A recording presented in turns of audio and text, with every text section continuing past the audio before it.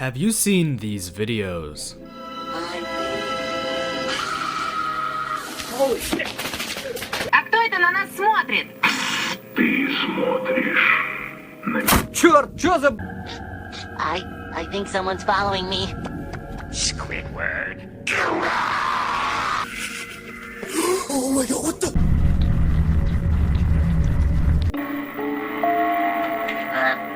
Hello? Is someone there? Someone's watching. Huh? Watching who? I can see you right there.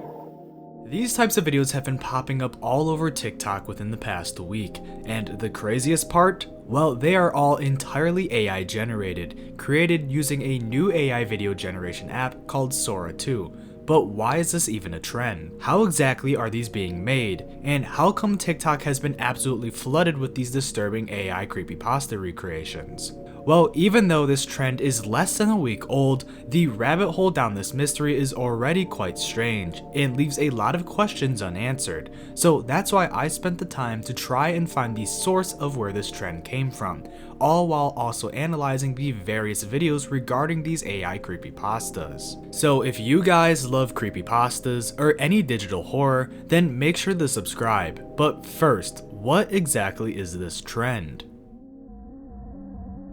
As I said, within the past week, TikTok and even a bit of Instagram has become overrun with these various AI generated videos, with some showing animals getting pulled over by the police, such as in this video, along with other videos showing cartoon characters in real life, or in completely custom episodes, such as this video where SpongeBob and Patrick are Walter White and Jesse Pinkman from Breaking Bad. Most of these videos are clearly AI, as a majority of them still aren't perfect and show various different anomalies and glitches in them, but on the other hand, there are a few that look exactly like real life, and it is genuinely insane. A majority of the videos that look almost exactly like real life are the ones based on lost episode / lost game creepypastas, which may sound weird, but you'll understand why as I continue to explain and show you some of these videos. But in order to do that, we have to look at the video that started this trend as a whole, and became the catalyst for these creepypasta videos,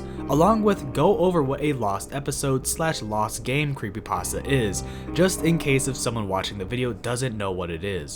Trust me, if I didn't do this, I would get like 20 comments of people asking what they are, so I'll make it quick. A lost episode creepypasta is an internet horror story about a supposed lost episode of a television show, often a children's cartoon, that contains disturbing, surreal, or graphic content. These stories play on nostalgia, and often distort familiar childhood memories into something horrifying, frequently featuring themes of violence, suicide, and psychological distress. These same themes and ideas are also seen in the lost video game creepypasta trope, including everything that lost episode creepypastas have. This brings me back to the TikTok trend, as these videos feature a lot of the same elements to create the horror within them, and this can be primarily seen in the first video that started this trend as a whole, with that being a video made by _Danimals_Crackers_ on TikTok, with the caption being Lost SpongeBob SquarePants episode. The kids will love it. Holy shit! Now, when I saw this, at first I genuinely thought it was real, as this was the first one of these AI videos I saw on TikTok, and my shock when I opened the comments to see that it wasn't real and was 100% AI generated made my jaw drop to the floor, and I am not the only one who had this same reaction. Many of the comments are of people basically in complete disbelief, with some saying this would have put someone in a coma in 2009. I thought bro played the AI video on the TV. Turns out the whole thing is AI.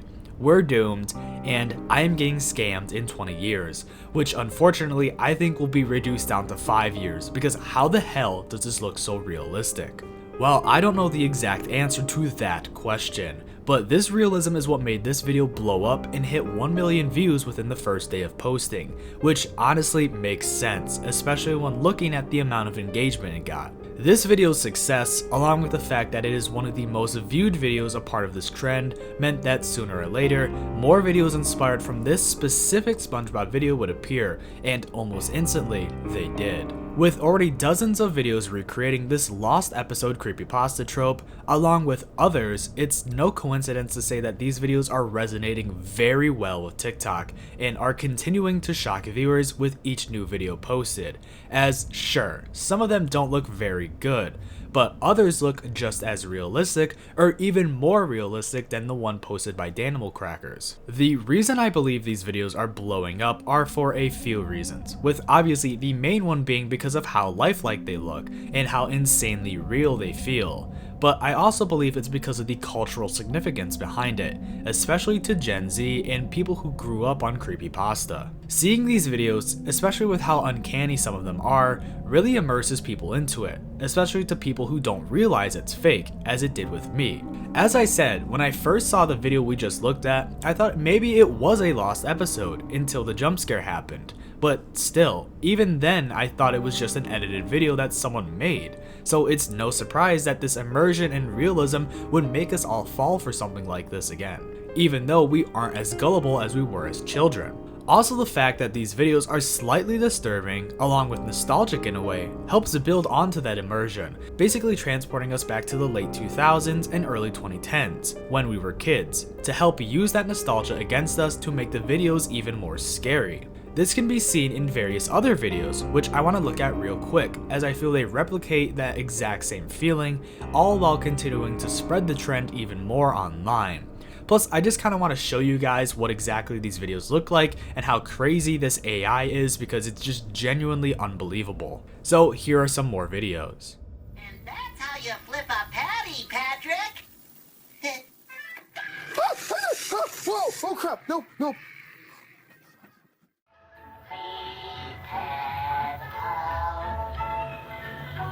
Oh my god.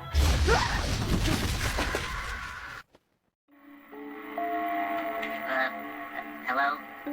Is someone there? The tide is rising, Sponge. It will swallow your little house, and it will not leave you air. No, get me out of here. I don't want to. So these three videos are quite terrifying, but not because they are inherently scary, even if they are a bit creepy. But they are terrifying because AI is definitely going to take over the world very soon, no doubt in my mind. In each of these videos, they show what looks to be someone recording the screen of an old TV, showing off apparent footage of a lost episode of SpongeBob, where as each video progresses, something like a jump scare or loud noise plays, causing the TV to malfunction and catch flames, spark, or even explode. There are various other videos which don't follow this formula and instead take a different approach, whether it be by not including certain things, such as the TV breaking or featuring jump scares, but they are all the same for the most part, except for a few. Now, we have only gone over, talked about, and looked at SpongeBob Lost episode related videos, but the horror doesn't necessarily stop there, as other videos have also appeared featuring different characters, creepypasta tropes, and much more, which I too want to take a quick look at, just to show you guys how weird this trend is and how fast it is already evolving. Come on, Tinky Winky. It's just playtime. Shh, someone's watching. Huh? Watching who? I can see you. You're right there.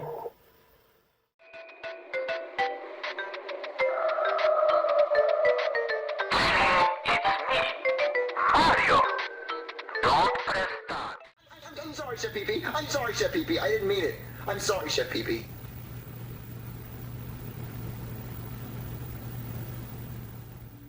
Again, these three videos follow an extremely similar format, but feature different characters from different types of media, with the three I just shown featuring characters from the Teletubbies, Super Mario 64, and SML. Everything in these videos are almost just as accurate as the SpongeBob videos, from the realistic TV to the characters' mannerisms all the way down to their voices, and it seemingly is only getting better by the minute. And what makes it even worse is that within the time this video gets posted and you, the viewer, is done watching it, there will already be dozens more made. Then within no time, almost every creepypasta trope or story will be recreated just because of how easy it is to do so, and I can see that happening within this month. But that's only if one thing doesn't entirely stop this trend, along with all these videos in their tracks. You see, there is one thing I failed to mention as we looked into this trend, and these videos as a whole, and that is the actual AI program itself, because a lot of these videos are being deleted online for various reasons, such as for misinformation and stuff like that, but the main reason some of these videos are getting deleted is because of the use of copyrighted material. Now, I genuinely don't really care enough about Sora 2 or just AI in general to really want to research in depth about how the program works and kind of talk about it in this video and how exactly it is able to use copyrighted material and all that garbage and stuff. But I do feel the need to have to explain what exactly Sora 2 is, just because if I don't, everything else I say in this video won't make much sense, and everything else I've already said in this video probably won't make much sense either. So this is Google's definition of what Sora 2 is. Sora 2 is an AI-powered social media app that allows users to generate vertical videos from text prompts or existing images and animate them. Developed by OpenAI, the app emphasizes user control with features like Cameo to incorporate their likeness into videos and Remix to build onto others' content. It also includes audio-video sync and style control, but faces challenges regarding deepfakes and content safety, prompting OpenAI to implement safeguards like watermarks and content moderation. So yeah, if it wasn't obvious enough, Sora 2 is a program that is used to make AI-generated videos, and that's really about it. Except that since it is so new, it doesn't have all the safeguards in place in order to prevent deepfakes, or for the convenience of this video, these safeguards to prevent copyrighted material being used in said AI videos.